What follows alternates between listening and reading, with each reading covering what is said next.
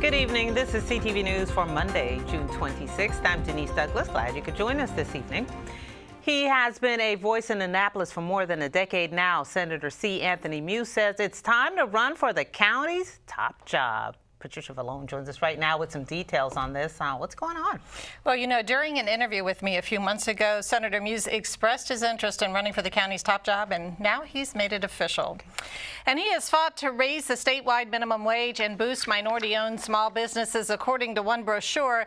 Now Senator Anthony Muse says he's devoted to bringing a cancer treatment facility to Prince George's. He made the announcement in Laurel this morning, the first of several stops throughout the day, where the lawmaker announced his intent to run for county executive in 2018.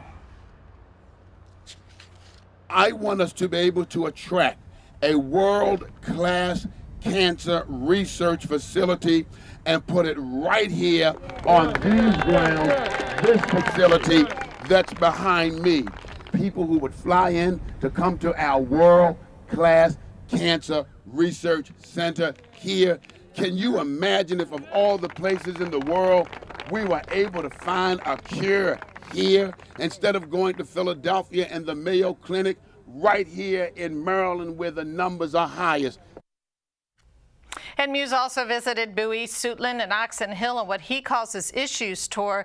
Now, the lawmaker also detailed some of his educational plans this afternoon near the school system's headquarters in Upper Marlboro. He discussed the ongoing allegations of grade fixing and tampering with graduation rates in Prince George's public schools.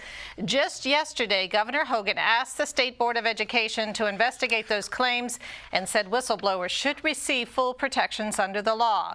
Muse says if he's elected, he would work to have the school board revert back to an all-elected board.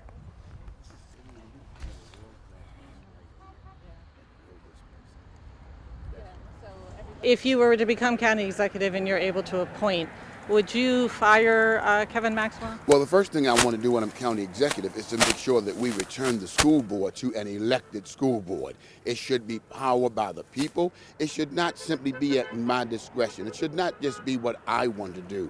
The citizens have no input in this process whatsoever.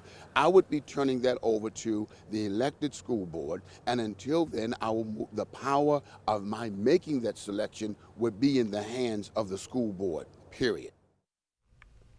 And Muse says he plans to officially file his candidacy later this week. Meantime, during a press conference today, State's Attorney Angela Alsobrooks strongly indicated her intention to run for the office as well. To date, Lewis Johnson of Forestville is the only one to officially file for the office. All three candidates are Democrats. And I just want to note that Muse actually outlined his full educational agenda on this later this afternoon in the tour. And tonight at 6:30, they're going to be holding a celebration and rally as well, just to make the actual formal announcement. Shaping up to be quite a race. That it we'll is. Keep an eye on it. All right. Thank you, Patty. As of June 6, 142 teachers and 91 other employees in the Prince George's County School District were off the job for issues related to conduct. According to a Washington Post article, the total of such incidents has soared 1,000% since the 2014-2015 school year, when the county was hit with child abuse scandals and began to step up its emphasis on reporting misconduct. During 2016 and 2017, that school year, 848 employees were placed on administrative leave. Prince George's is the second largest school system in Maryland. Police in the county are teaming up with officials at the National Harbor to stop the use of illegal all-terrain vehicles at the resort complex. Sunday night, the streets of the National Harbor were overrun with at least 50 ATV riders. Police and security officials say that can't happen again. So we were made aware through the police department that there was a large group of riders down here at the National Harbor.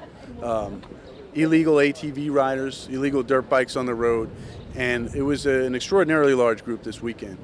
That group was driving around vehicles on sidewalks, creating a public hazard that we felt really created a different dynamic than we've seen in the past. When they ride those ATVs on a sidewalk, anybody can come outside of a store. That mom could have that baby in that stroller. You know, to again, the points made earlier. If anybody sees that as kids just having a good time, not in my definition either. And we're going to do everything we can with our Prince George's County Police Department and anybody else in law enforcement to make sure we put a halt to this. Officials at the National Harbor say they do have footage of the rioters that is now part of this investigation.